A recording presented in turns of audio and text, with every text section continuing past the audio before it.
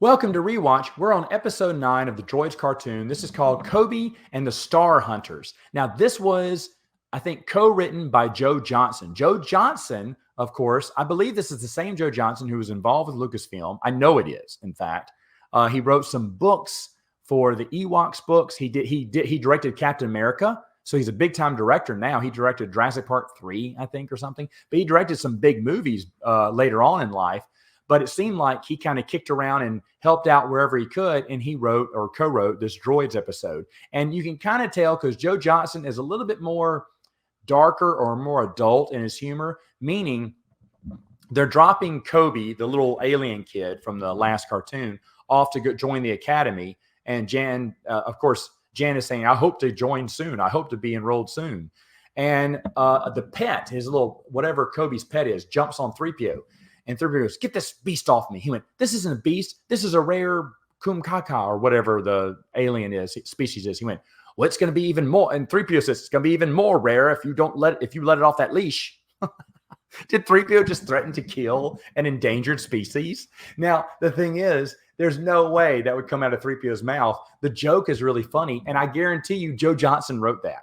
Yeah, I can kind of see Joe Johnston's kind of a little bit of adult humor. If you've never read his Adventures of Tebow children's book, it is dark at times. And so there's a little bit of dark humor in here, and I found it funny. Now, anyway, these people realize at the train station that Coby's pet is rare, and so they kidnap it. Of course, the droids and Jan and Coby have to go and rescue the pet.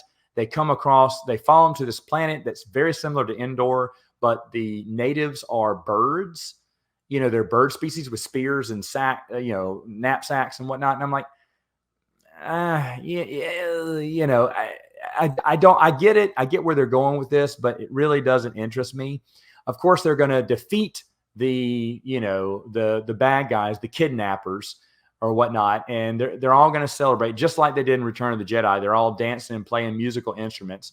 Coby actually decides to use his fortune that he has from his uncle or whatnot to open up a animal shelter for extinct or going extinct animals, because he meets an old man who says that was his dream, but he just doesn't have the money.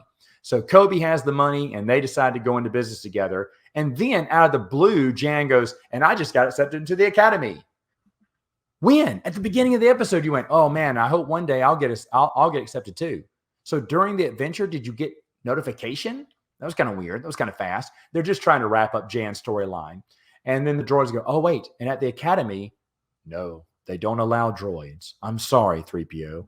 And so 3PO and R2 are now without another master. Thus ends another chapter in the Droids cartoon series. Jan and Jess, not really my favorite. My favorite, I think, will come next time on the next one. But Jan and Jess are okay. Jess really doesn't have much character development. Neither does Jan. When you think about it, he's just generic hero put in place of the story to kind of help, the droids get along in the plot. Overall, I mean, like I said, I'm enjoying Droids. I am enjoying Droids. And that Joe Johnston wrote this one. You can see it a little bit here and there in the writing. I'd love to know which parts he wrote and what was the story behind that too. But I guess we'll never know that.